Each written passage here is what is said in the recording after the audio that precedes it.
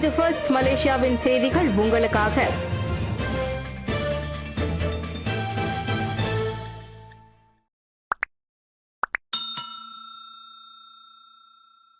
PKR கட்சியில் 2 முகாம்கள் என்பது உண்மையல்ல.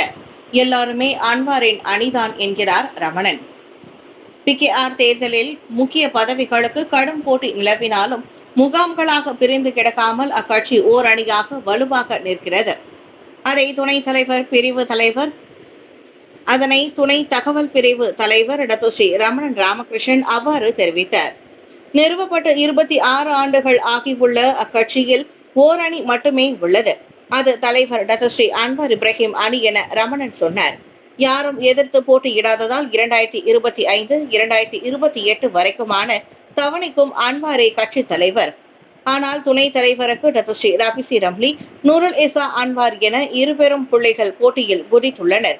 இதனால் PKRல் 2 முகாம்கள் இருப்பதாக பேச்சு எழுந்துள்ளது. அதோடு தேர்தல் முடிந்ததும் கட்சி உடையும் என்றும் பேசப்படுகிறது. அதனை மறுத்த தொழில் முனைவர் மற்றும் கூட்டுறவு மேம்பாட்டுத்துறை துணை அமைச்சருமான ரமணன், அப்படி பேசுவோரால் தான் அணிகள் உருவாகும் என சாடினார். தாய்க்கு ஈடு இணை எதுவும் இல்லை. தான் ஸ்ரீ விக்னேஸ்வரனின் அன்னையர் தின வாழ்த்து. ஆலயத்தின் கருவறையை விட அன்னையின் கருவறையே சிறந்தது என அவ்வை பாடியுள்ளார். அந்த சிறப்புமிக்க குணநலன்களை பெற்ற அன்னையர்களுக்கு மாய்கா தேசிய தலைவர் தான் ஸ்ரீ SA விக்னேஸ்வரன் அன்னையர் தின நல்வாழ்த்துக்களை தெரிவித்துக் கொண்டுள்ளார். அன்னையின் வயிற்றில் இருந்தே இந்த உலகத்தையும் உலக நடப்புகளையும் கவனிக்க தொடங்கும் குழந்தை அவளது வளர்ப்பில்தான் நாட்டுக்கும் வீட்டுக்கும் நல்ல பிள்ளையாக வளர்ந்து வருகிறது. வாழ்க்கையில் எத்தனையோ சவால்களையும் சிக்கல்களையும் ஆண்கள் எதிர்கொண்டாலும் கருவிலேயே பல சிக்கல்களையும் சவால்களையும் சந்திப்பதும் தான் தாய்மை. குடும்பத்தையும் குழந்தைகளையும் பார்த்து கொண்டு வேலையையும் பக்குவமாக அணுகி வீட்டுக்குள்ளும் வெளியிலும் பலவித சவால்களை சந்தித்து சாதனை படைத்து வருபவர்தான் அன்னை. அன்னையின்றி நாம் யாரும் இல்லை. அன்னையின்றி இவ்வுலகம் இல்லை. ஒரு தாயின் வளர்ப்பில்தான் பிள்ளைகளின் எதிர்காலம் சிறக்கும் என்பது எழுதப்படாத உண்மை. பொறுப்புள்ள ஆளுமைகளை உருவாக்குவதில் தாயின் அர்ப்பணிப்பு பங்களிப்பு அளப்பரியது. பெண்கள் ஒரு தாயாக தங்களுக்குள்ள பொறுப்பை உணர்ந்து மேலும் சிறக்க தான் ஸ்ரீ விக்னேஸ்வரன் வாழ்த்தினார்.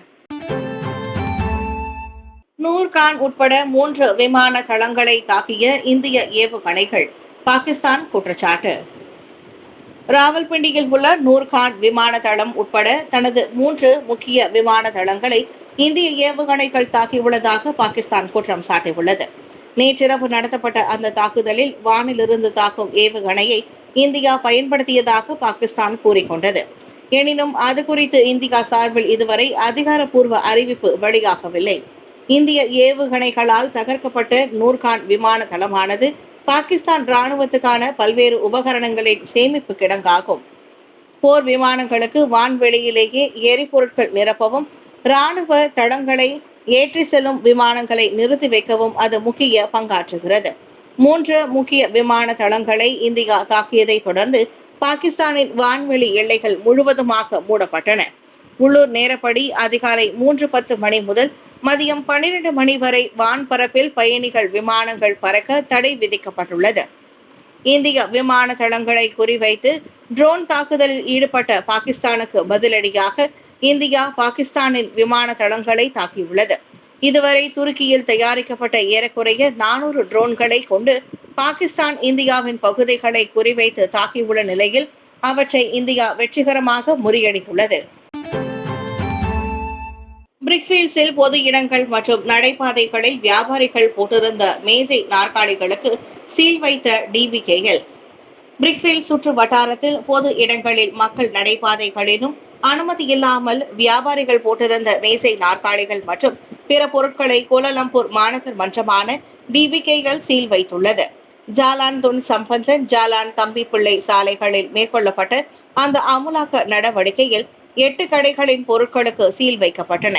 மேசை நாற்காலிகள் தவிர்த்து கனோபி கூடாரங்கள், பெண்களின் அலங்கார பொருட்கள் போன்றவையும் பறிமுதல் செய்யப்பட்டன. மேலும் 2 அபராத நோட்டீஸ்களும் போக்குவரத்துகள் இடைஞ்சலாக இருந்ததன் பேரில் ஒரு நோட்டீஸும் வெளியிடப்பட்டன. அதுபோன்ற அமலாக்க நடவடிக்கைகள் குறித்து மேற்கொள்ளப்பட்டு வரும் விதிமுறைகள் பின்பற்றப்படவில்லை என்றால் நிச்சயம் நடவடிக்கை உண்டு என தனது ஃபேஸ்புக் பக்கத்தில் டிபிகேஎல் எச்சரித்தது. பலகாரம் சாப்பிட்டதால் பூனையின் கழுத்தை நெருக்கிய வியாபாரி போலீசில் புகார். பினாங் ஜார்ஜ் டவுன் பசார் லெப்போ சிச்சில் உணவங்காடி நிலையத்தில் பூனை துன்புறுத்தப்பட்ட சம்பவம் குறித்து போலீஸ் புகார் செய்யப்பட்டுள்ளது. வியாழனன்று 20 வயது உள்ளூர் பெண் அப்புகாரை செய்ததாக திமோர் லாவோட் மாவட்ட போலீஸ் தலைவர் துணை ஆணையர் அப்துல் ரசக் முகமது கூறினார். அன்று காலை 8 மணிக்கு நிகழ்ந்த சம்பவத்தில் உணவு வியாபாரியான ஓர் ஆடவர் பூனையின் கழுத்தை நெரித்ததை கண்டதாக அப்பெண் புகார் கூறியுள்ளார். எனினும் சம்பந்தப்பட்ட அந்த 55 வயது ஆடவர் அக்குற்றச்சாட்டை மறுத்து நேற்று பதில் புகார் செய்தார். இதையடுத்து மேல் நடவடிக்கைக்காக MBPP எனப்படும் பினாங் மாநகர் மன்றத்திடமே அச்சம்பவத்தை விட்டுவிட போலீஸ் முடிவு செய்துள்ளதாக அப்துல் ரசாக் கூறினார். தான் விற்கும் பலகாரங்களில் ஒன்றை சாப்பிட்டதால் கோபத்தில் அப்பூனையின் கழுத்தை அவ்வாடவர் நெரித்தார். வலிகால் மூச்சு திணறிய பூனை அங்கேயே மலம் கழித்து விட்டதும் அதோடு நிற்காத அந்நபர் பூனையை ஒரு பிளாஸ்டிக் பையினுள் போட்டார். நான் தான் அதனை காப்பாற்றினேன் என தனது சமூக ஊடக பதிவில் கூறியிருந்தது முன்னதாக வைரலானது. எதிர் திசையில் புகுந்த ஃபெரடுவா ஆக்சியா கார் 2 லாரிகளுக்கு இடையில் சிக்கிய பரிதாபம். சாலையில் எதிர் திசையில் புகுந்த ஃபெரடுவா ஆக்சியா கார் 2 கனரக லாரிகளுக்கு இடையில் சிக்கிக்கொண்ட வீடியோக்கள் வைரலாகி உள்ளன. அவற்றை பார்க்கும்போது அச்சம்பவம் ஜொஹூர் கோலாங் பாத்தாவில் நிகழ்ந்ததாக நம்பப்படுகிறது. முதல் வீடியோவில் போக்குவரத்து நெரிசலால் நின்றிருக்கும் கார்களுக்கு நடுவில் வழக்கமாக மோட்டார் சைக்கிள்கள் போகும் பாதையில் அந்த ஆக்சியா கார் புகுந்தது. அடுத்த வீடியோவில் முன் பக்கத்தில் பதிவு எண் பட்டை இல்லாத அக்கார் 2 லாரிகளுக்கு நடுவே சிக்கிக்கொண்டு நகர முடியாமல் தவிப்பதை காண முடிந்தது. லாரிகளுக்கு நடுவில் சிக்குவதற்கு முன் ஒரு டொயோட்டா வியோஸ் காரையும் இந்த ஆக்சியா மோதியுள்ளது. நேற்று காலை மணி 9 மணிக்கு நிகழ்ந்த அச்சம்பவத்தை உறுதிப்படுத்திய இஸ்கந்தார் புத்ரி போலீஸ் தலைவர் M. குமரேசன் சம்பந்தப்பட்ட காரோட்டி அவராகவே முன்வந்து போலீஸ் நிலையத்தில் வாக்குமூலம் அளித்ததாக கூறினார். எண்ணெய் நிலையம் செல்லும் வழியில் தவறான பாதையில் புகுந்து விட்டதால் சுமார் 500 மீட்டர் தூரத்திற்கு எதிர் திசையில் போக வேண்டிய சூழல் ஏற்பட்டதாக 26 வயது அவ்வாடவர் சொன்னார். 2வது ஜொகூர் பாலத்தில் சட்டவிரோத யூ-டர்ன் எடுத்த சிங்கப்பூர் காரோட்டியால் 4 வாகனங்கள் விபத்தில் சிக்கி ஒருவர் பலி. சிங்கப்பூரில் பதிவு செய்யப்பட்ட சிவப்பு மசரத்தி சொகுசு கார் சட்டவிரோத யூ-டர்ன் செய்ததால் 2வது ஜொகூர் பாலத்தில் 4 வாகனங்கள் விபத்தில் சிக்கின. நேற்றிரவு 7 மணிக்கு ஏற்பட்ட அந்த விபத்தில் ஒரு மோட்டார் சைக்கிளோட்டி பரிதாபமாக உயிரிழந்தார். சம்பவத்தின் போது சிங்கப்பூருக்கு திரும்பிக் கொண்டிருந்த அந்த காரோட்டி திடீரென அனுமதி இல்லாத இடத்தில் யூ-டர்ன் செய்தார். அதில் அவரின் கார் சாலை நடுவில் தடுப்பை மோதியது. அந்த மோதிய வேகத்தில் சாலை தடுப்பு